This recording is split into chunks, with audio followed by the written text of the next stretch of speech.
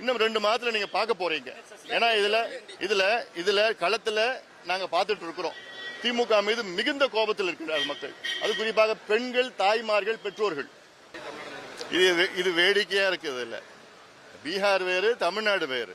அதான் இது வேடிக்கையா இருக்கு. சொல்றதுல வேடிக்கையா இருக்கு. அதாவது உருப்படியா ஏதாவது முதலமைச்சர் சொல்றாரா? ஒன்னும் கிடையாது. நேற்று கோயம்புத்தூர்ல பாத்தீங்கன்னா சத்து உணவுல இருந்து பள்ளி விழுந்திருக்கு. 43 குழந்தைகள் மருத்துவமனையில் அனுமதிக்கப்பட்டிருக்காங்க. நேற்று முன்தினம் பாத்தீங்கன்னா மதுராந்தகத்துல ஒரு 15 வயது சிறுமி 2 மனித மிருகங்களால் பாலியல் வன்கொடுமை செய்யப்பட்டு கொடூரமான முறையில் தாக்கப்பட்டார். இன்னும் கண்டுபிடிக்கல, எங்கன்னு தெரியல. அவங்க தப்பி ஓடி போயிட்டாங்க. தினம் இதுதான் நடந்துட்டு இருக்கு. இதை பத்தி இதுல கவனம் செலுத்தல முதலமைச்சர். விளம்பரப்படுத்திக்கிட்டு தமிழ்நாடு மிளிர்கிறது, ஒளிர்கிறது என்று சும்மா ஒன்னும் இல்லாத வெற்று விளம்பர படத்தில் நடிச்சிட்டு இருக்கிற முதலமைச்சர் இதையும் பாருங்க. சட்ட ஒழுங்கையும் பாருங்க. கஞ்சாவை தடுத்து நிறுத்துங்க, கொலையை தடுத்து நிறுத்துங்க, பாலியல் வன்கொடுமையை தடுத்து நிறுத்துங்க. நிச்சயமா அதை பத்தி எங்களுக்கு தெரியல.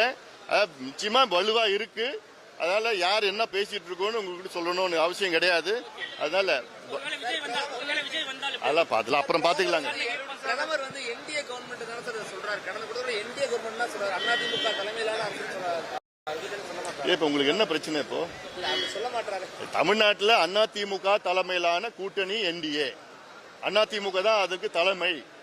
எடப்பாடி பழனிசாமி அவர்கள் தான் முதலமைச்சர் வேட்பாளர். இன்னும் 2 மாதத்தில் எடப்பாடி பழனிசாமி அவர்கள் தான் தமிழ்நாடு முதலமைச்சராக வருவார்.